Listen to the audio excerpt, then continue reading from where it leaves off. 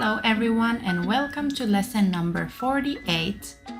In this lesson, we're going to learn the imperfect tense in verb type 4.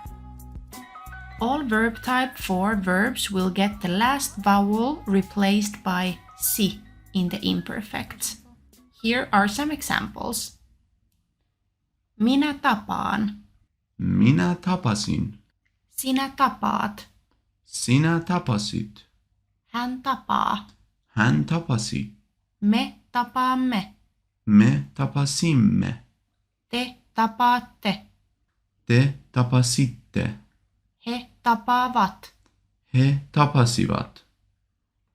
Minä haluan. Minä halusin. Sinä haluat. Sinä halusit. Hän haluaa. Hän halusi. Me haluamme. Me halusimme. Te haluatte. Te halusitte. He haluavat. He halusivat. Now it's your turn. Try to conjugate the following verbs into imperfects.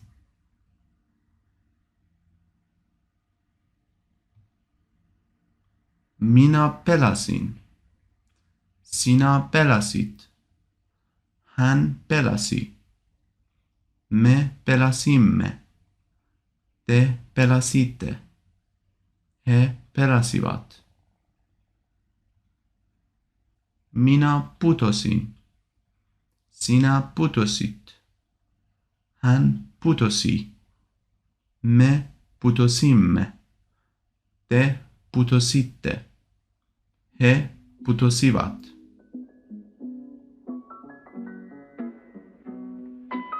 Kiitos! See you in the next lesson!